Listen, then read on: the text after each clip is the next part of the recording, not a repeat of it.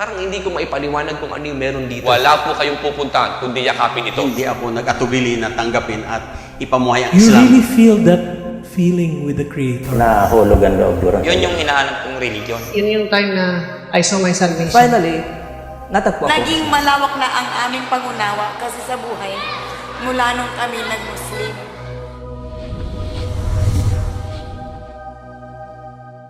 Ako po si April Ramos, ang inyong lingkod sa araw na ito, na naway makapagbigay ng karagdagang kaalaman ukol sa pananampalatayang Islam. Ano nga ba ang kahalagahan ng relihiyon sa buhay ng isang tao? Sapat na ba na mabuhay tayo sa relihiyong ipinamana sa atin ng ating mga magulang at nakagisnang mga ninuno? Sa dami ng relihiyong naglipa na sa buong mundo, mayroon nga bang relihiyon na tunay na makapagbibigay ng tiyak na kaligtasan ng tao? Bakit nga ba ang tao ay nagpapalit ng relihiyon? Ano nga ba ang kanyang hinahanap na hindi niya masumpungan sa kinagisnan o kinabilangan niyang pananampalataya? Sa kasulukuyang panahon, isa ang Islam sa relihiyon na may pinakamabilis na pagdami ng umaanib sa amang dako ng mundo. Amerika, Europa, Asia, Australia, at kabilang na po rito ang Pilipinas na nakararanas ng ganito. Sa katunayan nga, wala ka na makukuhang conversion certificate sa National Statistics Office na uubusan na nito sa dami ng yumayakap sa Islam. Sapagkat hindi lamang dito sa Maynila, bagkus sa buong kapuluan ng Pilipinas. Ngayon po ay itatampo ko sa inyo ang ilan sa mga taong nagsiyakap sa relihiyong Islam, kung ano ang kanilang natuklasan at kung ano ang naidulot nito sa kanilang buhay.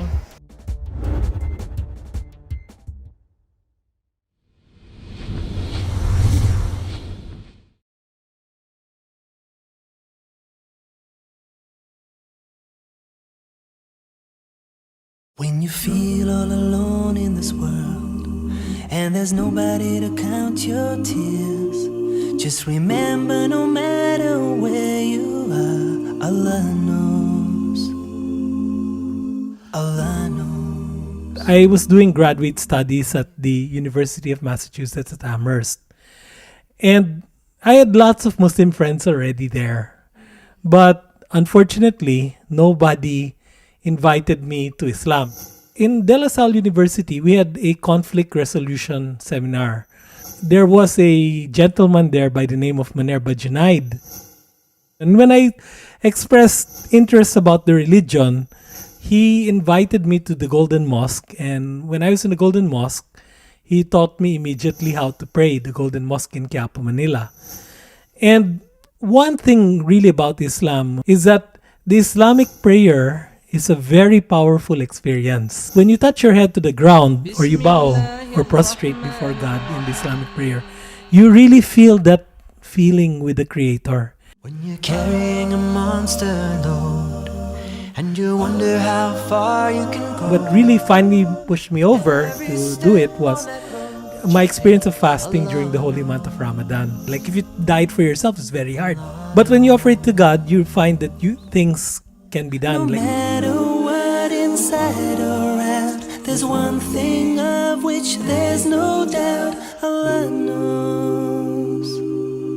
We all fast, rich and poor, we're hungry. But at night, there's that real feeling of brotherhood and sisterhood. When we leave the mosque, we tend to greet a lot of people. To be perfectly frank with you, becoming Muslim here in the Philippines is a very costly and difficult experience. There's an initial period of rejection by the family. When people reject you or even try to get you to leave the home. In terms of career, it can affect many careers. One thing bad about about things happening in the world today, one not very positive thing is the connection that some people have of Islam to terrorism. On the positive side, if you go into a religion that's being persecuted, and I can give the example of Christianity, at least you're entering the religion because you believe and because you have faith. As Muslims, that sacrificing and persecution for the faith is something that God will reward us for. So it is upon the shoulders of the Muslims today to show good examples of being model human beings. And whatever lies in the heavens and the heavens, every star in this whole universe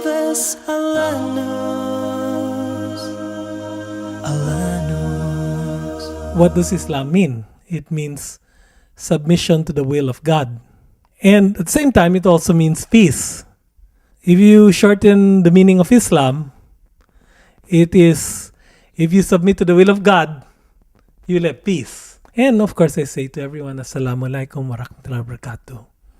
May the peace of God, His blessings and His mercy be upon everyone. Every shade of palm, every closed hand in us, every sparkling tear on every eyelash in us, Lord knows.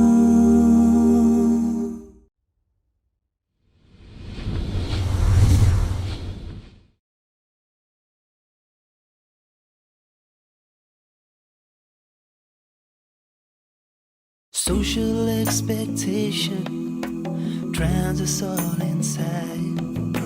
What you have should be what I want. Ang trabaho ko before ay broadcaster.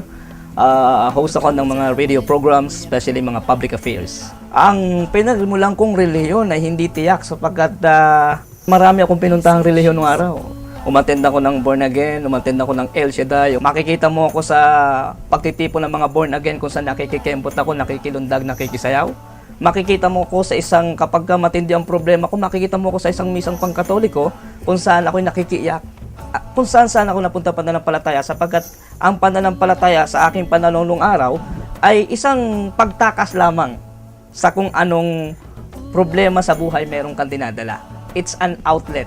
Parang ganun. Ang pananaw ko o ang tingin ko sa pananampalataya. So kung ano man pananampalataya yan para sa akin, iisa lang naman yan eh. Iisa lang ang Diyos. Kung paano mo lang siya pinaglilingkuran, yun lang yun.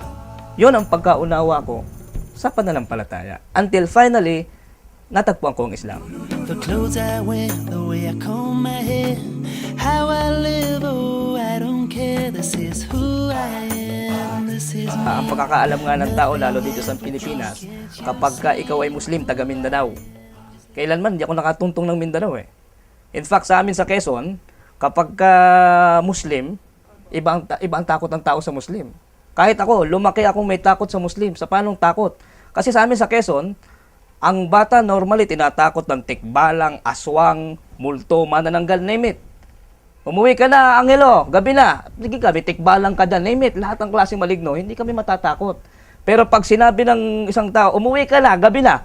Umuwi ka na, sige ka, may dadaan na Muslim dyan, takbuhan kami. So hindi namin malamang dahilan ba't kami tumatakbo. At gano'n na lang ang takot namin sa mga Muslim. Ganyan ako lumaki. Sa isang relihiyon o sa isang paniniwalang wala talagang kaalaman sa kung ano at bakit may Islam. Who I am, just let me be. 'Cause like it or not, but God loves me. Hindi ko akalain na ako ay aakain sa pananampalatayang Islam.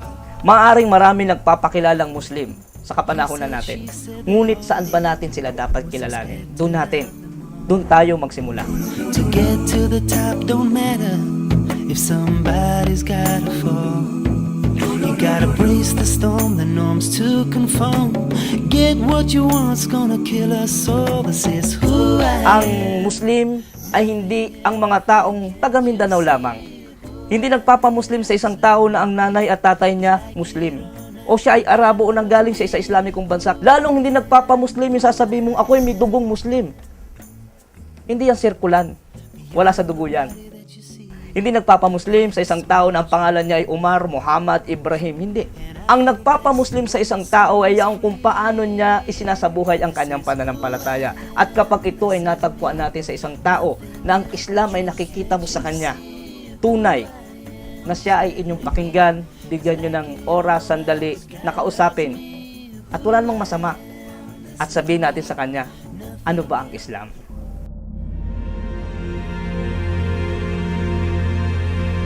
Nung araw, ako ang isa sa bumabati ko sa mga Muslim. Sabi ko, bakit hindi na lang hagisan ng baboy ang mga hinayupak ng mga Muslim na yan? I'm sorry for the word. At kung nung araw ang binabalita ko ay pawang mga masasamang balita ngayon, masasabi kong binabalita ko na ay puro kabutihan tungkol sa mga mabubuting o magagandang balita. Before, as a broadcaster, napakarami kong kaibigan from all walks of life. Be it politicians, famous people, ganyan sa broadcast. At para sa akin, yun ang mundo. Nabuhay ako dyan. Pero may mas maganda at mas mainam pa palang mundo na naghihintay. At ito yung mundo kung saan ako naroon ngayon. Nawalan man ako ng mga kaibigan, nawalan ako ng mga koneksyon sa mga kilalang tao sa lipunan. Hindi ako nalungkot. Sapagkat sa ngayon, napalitan naman ito ng mga kapatid na siyang minamahal ko at minamahal din naman ako.